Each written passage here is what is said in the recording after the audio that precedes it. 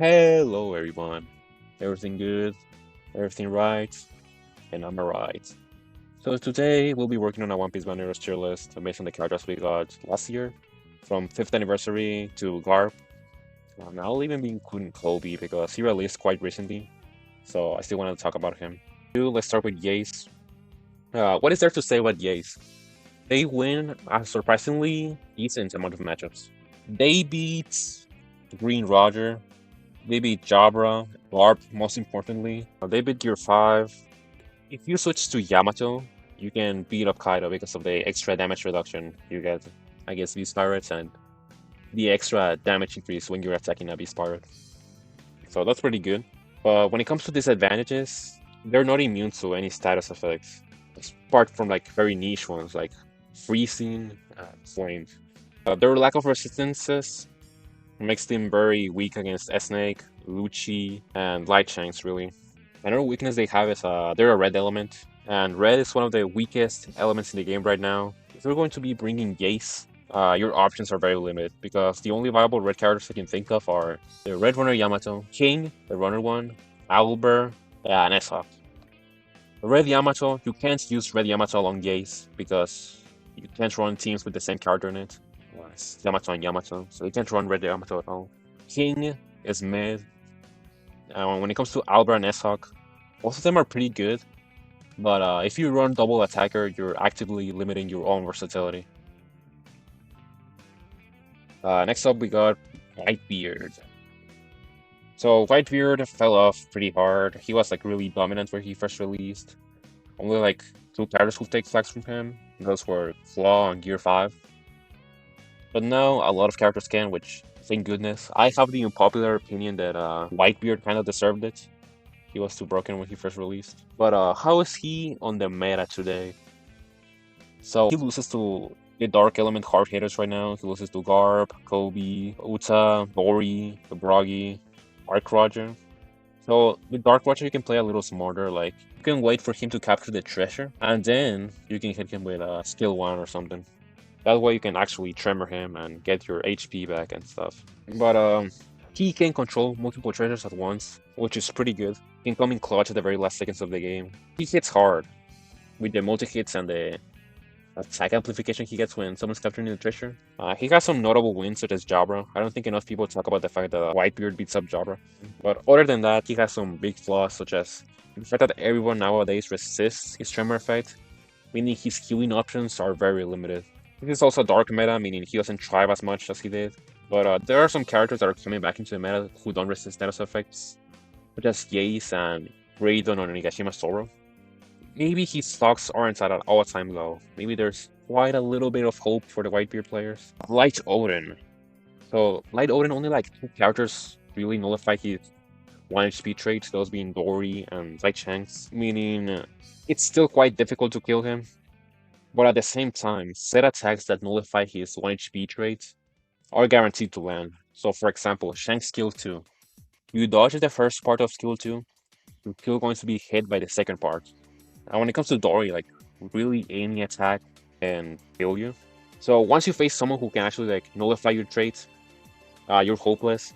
But I guess everyone else, you're mostly fine, unless they have like some heavy status effects like S-Snake or Whitebeard. But he's still pretty amazing. In fact, he beats Garp. Even though he's a dark element, he still beats Garp. Another notable matchup he wins is against Green Roger. Also beats up Jabra pretty comfortably. As annoying as I think Light Oden is, people should start using him again. Just because there's finally a few characters that can directly counter that annoying trait of yours doesn't mean you should stop bringing him back, bro. Like, it only takes 10% more of brain power to use him in League. Not that much, bro. Next up, we got Light Carrot. This character is pretty bad, even on release. So her whole gimmick is she had a buff state every time she used skill 1. But here's the thing, Bandai was still releasing counters to Thumbred Shanks at this point, meaning that all the traits meant to take away Thumbred Shanks' red hockey state also applied to Carrot. Not only that, she was a step up, and so she was light element. And at the time of her release, there weren't any dark elements, meaning she was slightly stronger against the rest of the elements than the rest, she still wasn't holding up quite well. She still could get like one-shotted here and there. This was also the time where Cracker was still thriving, especially now with like EX Whitebeard tremoring everyone. Cracker was there, and every time you status effect him, he got a 50% attack increase. In the Cracker era, Light Carrot will prove to struggle a lot. Nowadays in the meta, in this current meta, she's even worse because she has like 3 different traits relying on shocking your opponents or hitting opponents that are already shocked, which a lot of characters already resist the shocking status effect, so she's not going to do much in this meta. Aside from the elephant in the room that Dark Garp is just one-shotting everyone right now, so sadly she goes in the Dookie tier. Next up we got Dark Roger. His skill 2 is pretty good, it's a good movement option, it does 50% damage, and he can only get higher from that, depending on how much he got hit, which first time when he released, I actually read his traits, but my teammates never did, dude. I will be minding my business, Roger will be coming at me, and my teammates will start hitting Roger as he's doing that skill. So because I wasn't used to the timing yet, I would just straight up die. Straight up get one-shotted by that. It was so annoying. His capture traits are pretty good. 80% damage reduction, 3 hits, even if you nullify stun, it still debuffs your own defense. Going back into his skill 2 also debuffs your defense. Boosts his own attack by 50% when the opponent gets stunned. And when he first released, he was two-shotting everyone in the meta. He felt one-shot because people didn't read his traits. But now he's a little... he's still good, I'd say. There's that Garp can straight up just one-shot him. And Blue Kaido can keep him off the flag very well. He's a Lucci victim, he's an S-Snake victim. Now you just gotta play him smart, not as brainless as he was on release. I'd put him on Super. Kamusari is still pretty good, like I said earlier. Especially when he was the one who started the trend of making attacks go through walls. Pretty annoying. Worst trend ever. I don't know why Bandai even made it a trend to begin with. Okay, that could have just been a Dark Roger exclusive trade, you know, but no. Bandai hates them. Oh, brother, Dark Rayleigh. Let's start with good things first. His dodge mechanic is good. It does percentage damage. Percentage damage is underrated nowadays. His skill 2 is pretty good, with big damage reduction and percentage damage as well. I think his method of healing is okay, I guess, by attacking with range attacks. But that's where the good things stop. Let's talk about the thing I'm really passionate about. His flaws. So, first of all, he has no knockback on any of his moves. If someone grabs the flag, he can't get them off there no matter what. Second of all, his traits are straight up booty. He only has 30% damage reduction. And as a dark element, that's pretty bad because he's already weaker against most elements, meaning that 30% is going to feel more like 15%. And for a defender, that's awful. During the time of his release, most defenders had like 70% damage reduction. I don't know why this guy came with 30%. He doesn't have any traits relating to defense, buffing it, or anything like that. He has an entire trait dedicated to countering only Light Oden, which is a waste, honestly. You could just give him 30% extra damage reduction and nullification of the traits, regardless if it was against light elements or not. But no. It's almost as if Bandai forgot this character was a defender and a dark element at the same time. Like, Bandai was not thinking when they made this character. Another flaw with Dark Rayleigh, once you get rid of his shield, he's vulnerable to all sorts of status effects. It straight up just dies. We'll call him a glass cannon. If he had any power, that is. His damage output is so bad. He straight up just glass at this point. And worst of it all, he was a Rayleigh character. When he first released, people were pretending he was decent, that he was good. All he took was just a little more skill than the average player. No, ask a One Piece Counter Rush professional on this. Ask them to play on stream Dark Rayleigh and see how they do, bro. Not even the best of players who carry this boiling bag of poop.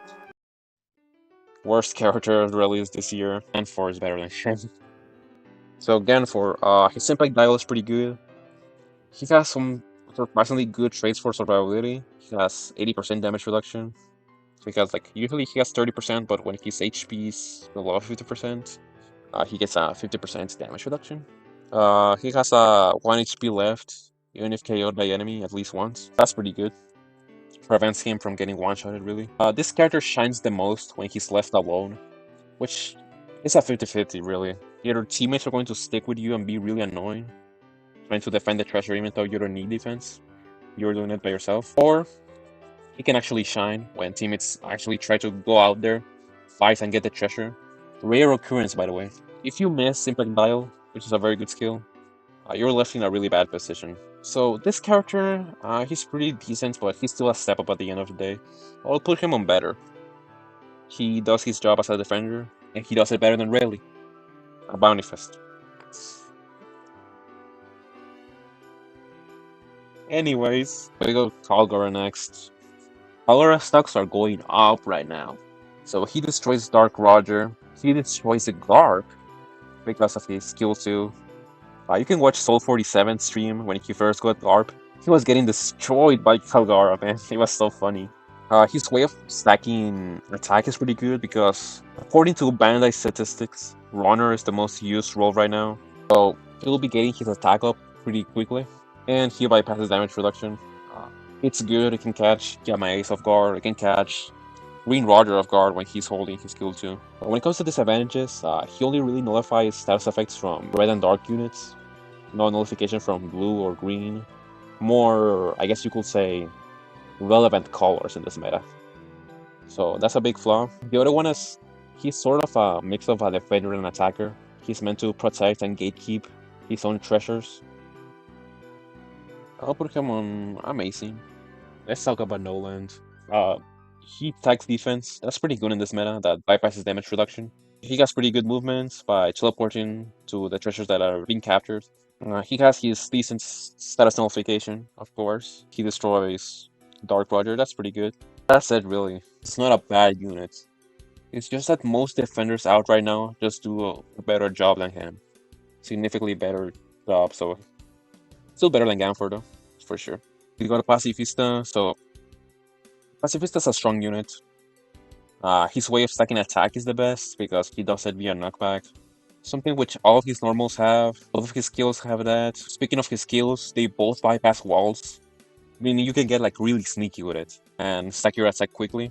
The way of getting his shield back is also great. Just that every time he knocks back someone, which again, something very accessible. His normals have them. His skills have them as well. He's a pretty strong unit against Light Shanks and Dark Uta, but without his shield, he's pretty weak. He's 100% a glass cannon. Like, his health melts as soon as you get rid of his shield, which a lot of multi-hitters are coming into the meta, like Lucci, Jabra.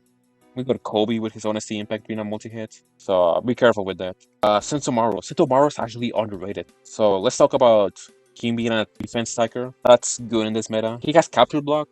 That's a trait that can deal with quite some runners, such as Red Yamato. I think Red Yamato is straight up cancer. Her buff is atrocious. Well, with Sentomaru, you can just stop her from capping, really.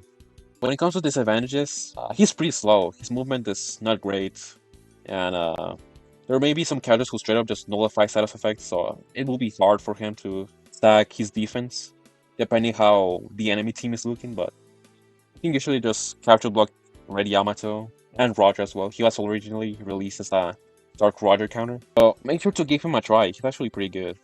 In fact, I'm putting him at amazing. Also, he has this pretty good trait that he removes attack buffs from any weaker elements attacking him. This 100% applies to Green Roger. It's pretty good. And I'm not sure if this applies to Garp as well. I know that Garp is the weaker element, but sometimes characters with shields just straight up nullify some traits. So when Garp first released, my first instinct was to bring out Opbr. But when I actually started fighting Garp, I was hitting shield and Opbr's buff against defense boosted characters didn't activate. So that's pretty strange. Next up we got Egghead Luffy. Not gonna lie bro, Egghead Luffy's kinda mid. When he first released, I never summoned for him. I looked at his traits and just went, yup, Green Bull's better. Not only that, but I don't think he even had a guarantee, so why even summon her for him? I could have spent like 1,000 gems and not even gotten him. That's a possibility. Please never summon on non-guaranteed banners. It's always a bad idea. But when it comes to good things, his teleporting skill is pretty sneaky. He teleports on treasures where no one is around. Really good for backcapping. He has amazing skill cooldown on skill 2. which has percentage damage, by the way. That's pretty good against Jabra and Garp. He also has a semi-immortality trait. Every time he's on a one-on-one, he can't die. He's always at 1 HP, similar to Oden. And as you know, One Piece Minor Rush players don't really read traits, so this 1 HP trait can come quite handy. But this trait isn't perfect, of course. It's mid, it has its flaws.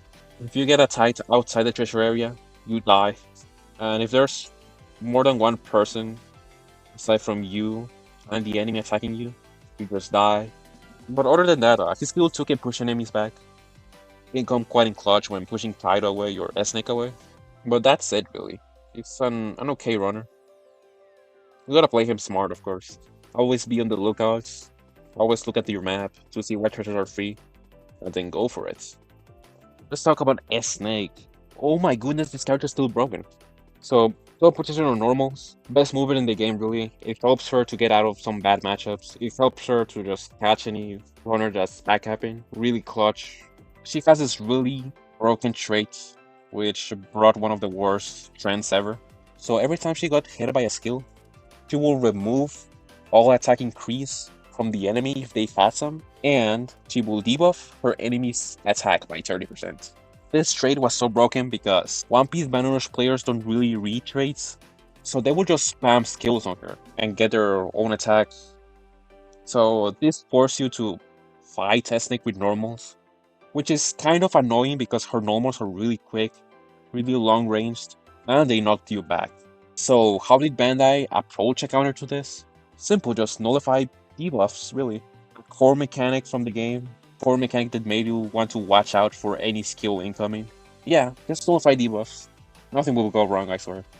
So S-Snake is pretty broken right now, but I can see her stocks slowly going down if Bandai keeps applying this trait of nullifying debuffs to every future character, which is going to be 8, by the way. But for now, S-Snake will be over here. S-Hog.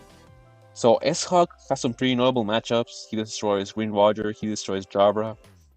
He can destroy Garp. And he of course has a flame mechanic as a Seraphim.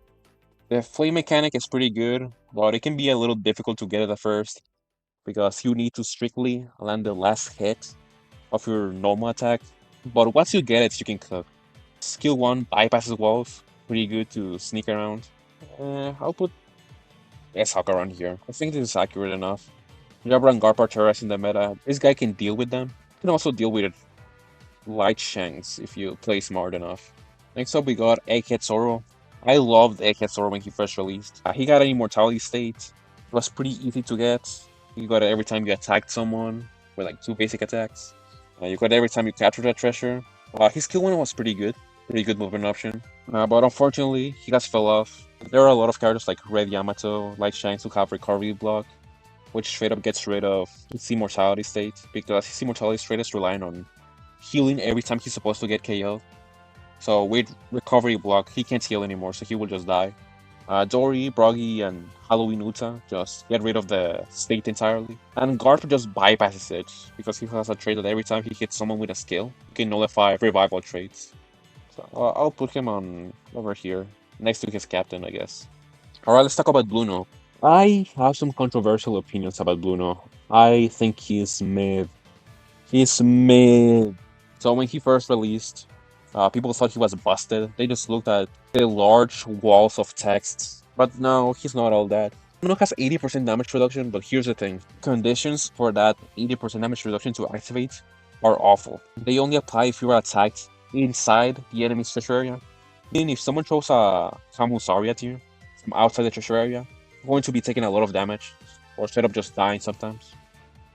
And also, when you finish capturing the treasure, most experienced players already know the timing to which the invincibility frames after capturing the treasure finish, so they can just time their moves correctly and end up one-shotting you.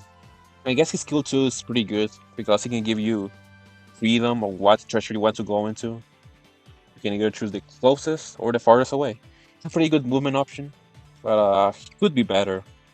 How I will make Bluno better is just make 80% damage reduction, not reliance upon being hit inside the enemy's treasure area, We'll just word it differently and make it. When in your enemy's treasure area, reduce damage received by 80%. And that's it. Jabra. I don't even need to explain myself. So Jabra brought a new mechanic into the game, which I would love to see more characters use. I know Egghead Sanji has that mechanic, but still, we need more characters to use it.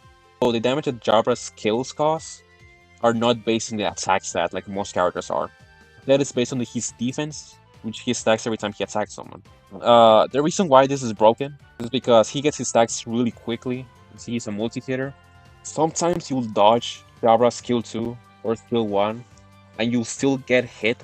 That's pretty broken. All Jabra players are carried. No talent, no skill at all. They're carried by literal glitches. It's crazy, dude. Getting rid of his shield is pretty annoying. Both of his skills also hit pretty hard. So when you dodge one, you're kind of forced to eat the next skill he's going to throw at you. And you can only get out of said situation if you are an EX and can just spend an invincibility move to save yourself from getting hit by the other skill. Or if you have a counter. But other than that, you're cooked against him. Next up, we got Defender Kaku. Defender Kaku was pretty good. One of the rare instances where a light unit actually countered a dark unit. His skill 1 was pretty good. It kept enemies away. Good stalling move. But unfortunately, he's a light unit. He's also reliant on damage reduction, meaning he's a Garp victim, Dorry victim. He fell off quite a bit just by being light. I guess light units don't really age that well. From now on, I'll stop spending resources on any light units. I won't summon for any light units. They never age well. Next up, we got Awakened Lucci. So he's a role switcher that gives him amazing versatility. A runner, he's straight up invincible in the map. He can allow you to be a little sneaky, back up here and there. And as an attacker, he can straight up bypass defense on normals, which that trait is aging pretty well right now. Egghead Sanji is a defense stacker. Garp is a defense stacker. Jabra is a defense stacker. Sentomaru is a defense stacker. There are so many defense stackers in this meta. I'll put him over here because runners do win game for you. So next up we got Stussy. Nobody summoned on Stussy. Her guarantee was higher than Green Roger, who got buffed at the time. But I'll say this, Stussy does have a thing I like about her. She has damage reduction, and she has traits relating to increasing her defense, which is something that I think all defenders should do from now on, so they can age better all the time. They can switch between damage reduction metas and defense metas, because sometimes there'll be metas filled with characters that just bypasses defense, meaning you now have to start bringing characters with a lot of damage reduction. And then there's going to be the characters who will straight up bypass damage reduction, meaning you have to be bringing characters with a lot of defense. Other than that, she has a pretty big damage output. She has increased damage against Devil Fruit users, and she also has an attack increase trait every time she lands her counter. But unfortunately, she lacks any knockback moves, meaning she can't really stop anyone from getting the treasure, really. I'll put her on Koby better, really. Light Shanks. My goodness, this character is a monster. Light Shanks can nullify any mortality trait in the game, and on top of that, it's on a skill that has 2 steps. Meaning if you dodge the first part, you can still be hit by the second one. He's pretty hard to stop from capturing the treasure because he has 60% damage reduction when capturing the treasure. Every character with status effects crumbles in front of him because status effects that he nullifies allows him to heal and gives him cooldown on his skill too. Kamusari is pretty deadly. This character in itself just has a ridiculous damage output. Sometimes in team boosts I would just get one-shotted by skill 2. Not even skill 1, just skill 2, the first part of it, I would just die immediately every time I got hit by it. Which caused the player base to sometimes forget that Shanks was a runner and not an attacker, so they would just play him as an attacker. Which I kind of don't blame them because the other 2 previous EXs were attackers. Dorry and Broggy, they're kinda the same, really. So, they destroy any damage reduction merchant. They can deal with Light Shanks pretty good. Perfect Guard is an excellent mechanic. Sometimes it lingers for so long that when you think you successfully baited their Perfect Guard, and you actually end up triggering it anyways. But when it comes to disadvantages, they're pretty slow, and against defense merchants, they aren't as effective, but they're still strong characters overall. I think they're amazing. Next up we got Dark Halloween Uta. So she is pretty annoying, let me tell you that. She's pretty annoying. So her pumpkin, everybody hates her pumpkin. It has a lot of HP, and even when you get rid of it, she still has a shield protecting her. Meaning by the time you're done with her pumpkin and her shield, he usually just gets the treasure back again, meaning he can just activate her shield all over again with a defense buff, and she can just put the pumpkin back again. So she can take the treasure from any defender. The only defenders that actually beat her up are Egghead Sanji. Funny enough, because he doesn't hit woman, but he hard counters Uta. What did Bandai made by this? And the blue defender Kaido. Like, the blue defender Kaido, with every single one of his kills, he just straight up melts that pumpkin. Destroys it. Lilith. So, she basically counters Dark Roger, of course. It's a must. Every defender now needs to counter Roger. Absolutely. And she also counters some Devil Fruit users like Bluno, Lucci, and she also counters Jabra. That's pretty good. But she still has flaws. Very big flaws. She's a damage reduction merchant. I don't think she has like any traits related to using her defense, at least temporarily.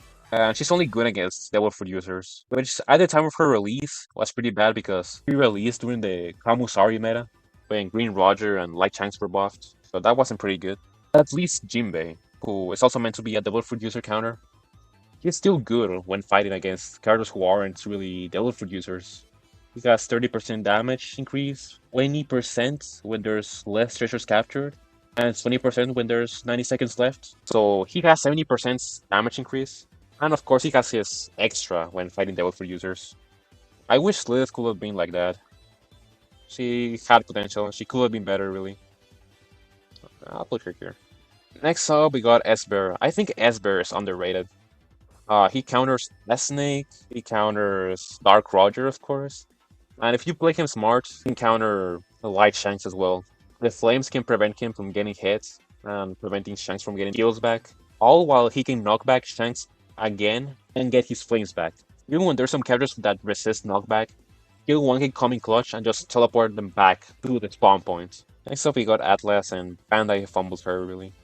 First mistake is they made her a dark element and a step up, meaning she's going to be squishy. At least she has both damage reduction and defense increase. This would be good if it wasn't on a dark element. Like if she was red or something like that, she will be significantly better. But no. Her skill 2 is awful. It leaves you vulnerable. It's difficult to control. I can get killed while holding it. It doesn't have like any 1 HP traits like Kalgara or something. It just leaves you wide open and you can just die. She is pretty bad, unfortunately. I can't believe after months of Bandai not releasing any step-ups, this is the first thing they drop. So, after the atrocious release of Atlas, we get York to save the step-up agenda. So York's skill 2 is amazing. That skill 2 in of itself counters Red Yamato, Light Shanks. You can gatekeep the treasure from a lot of enemies with that skill 2, really. The only problem is characters that ignore the defenders and can just capture the treasure anyways, such as Bluno, Claw, and Roger. If they gave her a trait like S-Snake, where every time someone captured the treasure she was in, she will get skill 1 cooldown, she will be significantly better. But I'll put her on E tier. I think she's better than Ganfor, honestly. Next up, we got S-Shark. Stop sleeping on this guy, bro. He's amazing. I'm not going to sugarcoat it. He's awesome. So he counters S-Snake, he counters Blue Kaido, he counters Jabra, counters all these heavy hitters. He counters Garp as well, low-key, because the skill where he earthbends and hits you with it, it does percentage damage, it pushes the enemy away from the treasure, and it also tremors them, giving you access to your flame mechanic. He can be really sneaky with his swimming mechanic because he's not seen in the map. He also has immunity to debuffs. You can straight up just one-shot S-Snake with the swimming skill. Egghead Sanji is amazing. He cooks, no pun intended. He has the best way of getting defense in the whole game. He's not only a defense merchant, because his skill 1 also has insane damage reduction, meaning even on metas with that bypass defense and all of this, you can still just have triple Kaido. Not only that, but his skills are also like Jabra. They're reliant on defense instead of attack. He beats up Dark Roger, of course. He beats up Dark Uta. That's amazing. Unfortunately, there are some characters that are pretty deadly against him, such as Lucci, Green Roger. You gotta look out for Green Roger. Next up, we got Bonnie. Bonnie is actually pretty good. She is helping to restore the step-up meta along with York, because she stacks defense. This is pretty good in this meta, where damage reduction is currently being ignored. She also counters Red Yamato, Dark Roger. The same skill that gets up her defense also gives her an attack increase, meaning she can actually fight back. That's amazing. The only problem with her is that she doesn't remove any status effects that she previously had when using skill 2, which if she did that in order to get rid of recovery block from characters, say like Shanks, that'd be good. That'd be perfect. But she's pretty solid, I'd say. Next up, we got um Galaxy Impact Garp, the hero of the Navy. I don't even have to explain myself here. He drops a nuke 24/7. He's terrorizing the whole game right now. Uh, I'm afraid of logging into Boundary Rush because of this guy. He's too powerful. I don't know who the heck's attackers needed to be better, but I'm going to get your stupid ass, cause how in the hell are you going to log in and see Roger and Jabra one-shot in the whole lobby and think to yourself, attackers need to be better. This is your fault. Next up, we got the future of the Navy, Captain Koby. Koby's Honesty Impact is really good. It destroys Jabra, it destroys Garp, destroys all defense merchants, really. He also destroys Light Shanks and Red Yamato because he has traits against runners. He also has really good movement, thank goodness. Unfortunately, his healing traits are not very good. He relies on his teammates dying for that, so that hinders his survivability. And if you miss Honesty Impact, you're kind of cooked because the cooldown for it is very long and you need your teammates to die again in order for you to get that skill back. But if you play him smart, he can certainly cook. You know what? This character sounds like someone who belongs in the super tier. Wait. What's the name of his attack again? Honesty Impact? Oh my gosh. Get out of here. Nah, with a name like that, you don't belong in super, bro. I'm taking 1 point away.